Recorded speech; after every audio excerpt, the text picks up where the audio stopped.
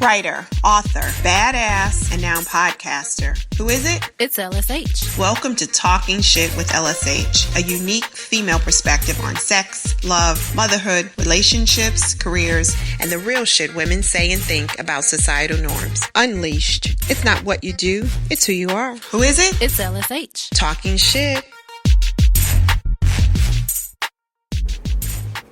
Rule breaker versus rule obliger. And which are you? Are you that person in your relationship, and it can be work, family, relationships, are you the rule breaker? I personally think sometimes you got to break a few rules. Or are you the rule obliger? And growing up for me, I was always the rule obliger. I followed the rules. Whatever was said, I did. I didn't ask a lot of questions. And now, I don't know if it's after the kids. I don't know if it's life experience. I would have to pinpoint. I'll think a little bit on it, but I want to throw it out to you because I've established mine. Which are you? Who wants to go? I can start. I think you hit a certain age. For me, it was 40. And my marriage wasn't going well. And I'm just like, I'm tired of following the rules and doing what's expected and doing what's right. I don't care anymore. So after the divorce, like the last 5 years, I've just been doing whatever the hell I want. And I'm happy with that. I'm like, why did I wait so long? So I'm totally the rule breaker now. But and the kids are older, but I wasn't. Yeah. And then I think it had a lot to do with my kids. I never wanted to ever do anything that they would hear about or reflect badly. So. And where did that come from? Did that come from family or did that come from society? Both, probably. I was raised very traditionally, stay-at-home mom. My dad worked hard, and I just kind of fell into that same path, I guess. Do you regret waiting as long? Do you feel like maybe you should have, the rule breaker should have broke out sooner? Part of me does, but then the other part of me knows that this is the right season for me to be this way. You know, now that my kids are older, off to college, I'm glad that it's happening now. So, I'm glad I waited. I always think about that. I don't know. It'll come back to me. Who else? Rule breaker? Diamond. Absolutely the rule breaker. I have always been the rule breaker. I say what's on my mind. And to counter what you said, Samantha, it comes with its good and its bad, because if you want to hear the truth, you come to me. But then some people are not always ready for that. And most people aren't. it's kind of made, even though they think they are. I think outcast is a strong word, but it's kind of made me the exception in my family. People tiptoe around me, but I feel like that's because they go along with the rules. But so when they want to break the rules, do they come to you for advice? no, nobody. Yeah, my girlfriends come to me for advice. But it's made it kind of difficult in my family relationships. Because I think when you have family, sometimes people have an expectation that you're not gonna go in. I'm going on everybody, from mama to grandma. I'm not holding back. I'm not. I just don't see the point. It's so free. No, because you hold all of that stuff in. You can't do that. And as I've gotten older, it's gotten worse. So that happens. And so I wonder though. So we're talking.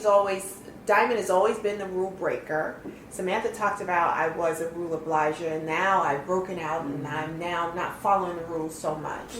And it does affect the family, right? It's going to have some effect. And so it's more positive in your friendships.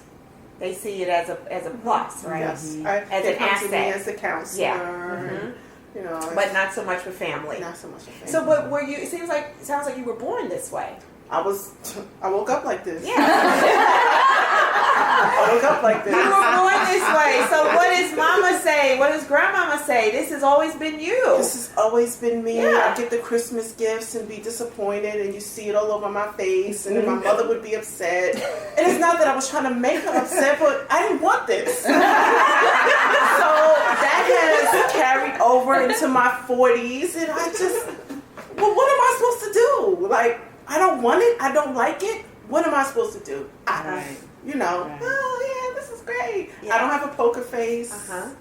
Horrible poker face. It's non-existent. Right. It's a bit of a burden. So how does it carry over at work? Yes, it does. Yes. It does. It does. That's when So I you're try pretty to put- consistent. You're in Yeah, all I am. areas of rule breaker. I am. Yeah. I kind of wish I had a little bit of the, conforming, so that I can apply it sometimes When you need it. Yes. Yeah, but Yes. I don't get have that. it. I get that. And I think because it's so organic and natural for me, it makes it even harder when I have to do it because it looks fake. I come off fake. I feel fake. You're like, fuck that. Exactly. Who else? Who's a rule So breaker? I'll Sasha. Go ahead. No, go ahead, Sasha. I'll go next. So, because I've been sitting here listening, so let me just share this and kind of like put it in context, because I have evolved, right? So when I was a young girl, and I think this is important because we probably have some of your podcast listeners who have had similar experiences. So when I was a young girl, I was sexually abused from the ages of 10 to 16. And that just rewires the whole thing, right? Yeah. So essentially you think that you're bad because something bad is happening. So to counter that, you do everything perfect and do everything good, right? So in my childhood, I definitely was not a rule breaker, right? I wanted to follow the rules. I wanted to be like all the other girls. I wanted to fit in. I wanted this to not have happened to me, right? And I didn't feel safe enough to say anything, so I kept it all in, right? And I didn't tell anybody until I was literally almost 40. So anyway, long story short, but then getting to the workplace, because see, I would, as a young girl, I would see things that were crazy, but because I wanted to fit in, and because I already felt like I had a stain on me from what was happening and no one knew about, that, I just had to go along, play along, to get along, to fit in all of that. Yeah. But in my mind, I would know this is kind of crazy. Yeah. I'm just not saying anything, but it's kind of crazy. Got to the workplace, couldn't do it anymore. Hence, I am an entrepreneur. I'm like, y'all, this is crazy. I mean, if it was a place for it to come out, it was truly in corporate. Yeah. And it was like, I just yeah. cannot. Yes. I cannot, Yeah. right? And then I go back to school, go to grad school, and I'm like, okay, I'm just gonna surrender. I'm gonna climb this corporate ladder, and then that was a mess. And the I'm first being year, Obliger. exactly. The first year was like, okay, I really ain't doing this. I got to go do my own thing. Now, as we get to the bedroom and sexually, I am finally really beginning to color outside the line and enjoy that. Right? So it has been a journey for me, but I'm getting there. Yeah, because of your earlier the yes. That's always kind of like that underlying thing that you just want to let that go. You want to let that dissipate. Yeah, and it does over time, but it was painful too. So you well, the great thing, Sasha, is that you were able to overcome that. Not a lot of women can overcome that sexual it's a trauma, right? Yeah. Right? The violation, and still get on the other side of feeling liberated and being able to really own your sexuality. Yeah, and that's the thing. Own your sexuality. I think that's the next. That's where I am now. Yes. Just really finding that place and really enjoying And it. you're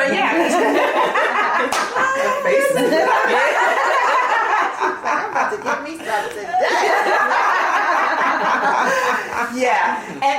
So it's interesting because you share not only family, and we're not sure where this sexual infraction happened, violation, sexual abuse.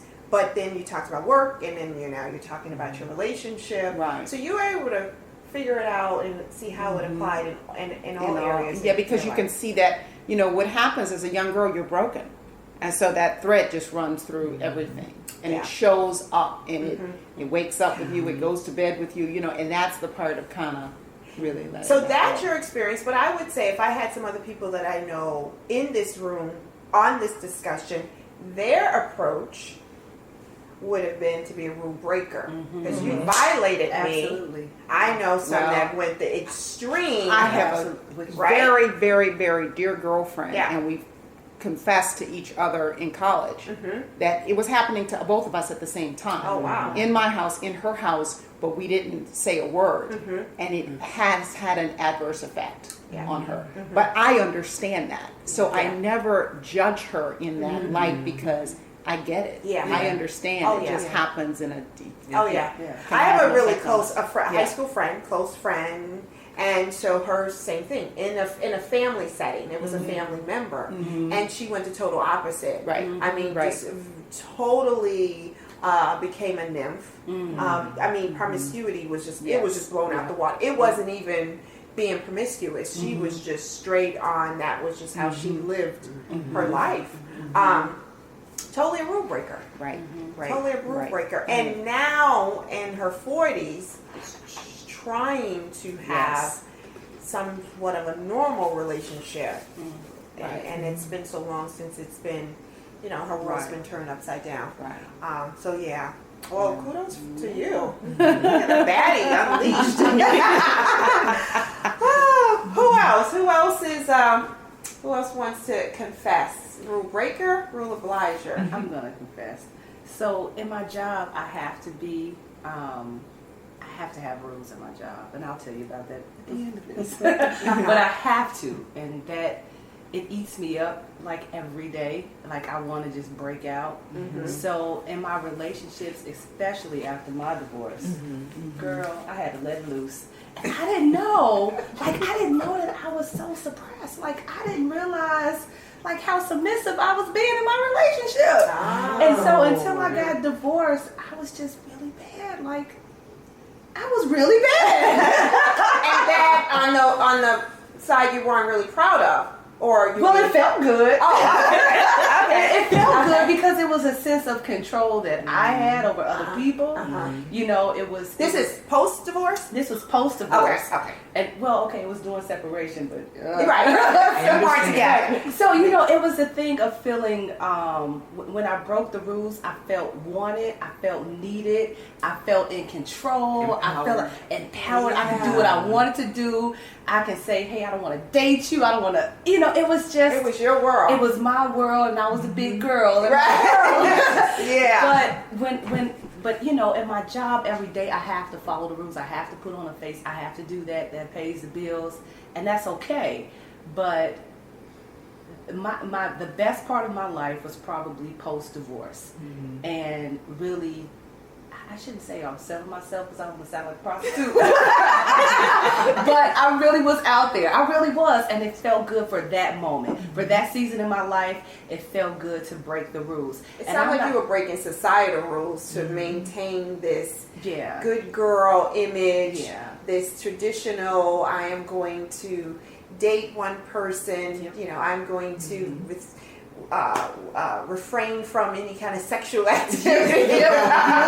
So you were following along what society said. Okay. Exactly. Yeah. Yeah. I'm going to add on to what you said. Uh-huh.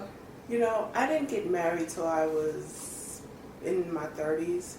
And it's not till I got married that I realized monogamy is not natural. I don't think. I know it's a whole other conversation. Oh, no, but I love it. But I think that everybody, male or female, needs to get married because it makes you appreciate your freedom, appreciate the things that your desires and the things that you want to do. It's like you don't even appreciate it until it's gone. And I think that coupled with maturity and experience makes a bad bitch. I think it's interesting you said you didn't get married until you were in your 30s. Because I don't think that maturity for a lot of people happens until then. But you find people who've got married late teens, early 20s, and they don't even understand the rules. Right. So they don't know whether they should break them or, so they're just following what their parents did or what society says. So I know I'm staying at home, I'm cooking the dinner, I'm doing it for the kids. They don't even have a sense of self. So when you're younger and you get married, I just don't know. I know that there are some women who,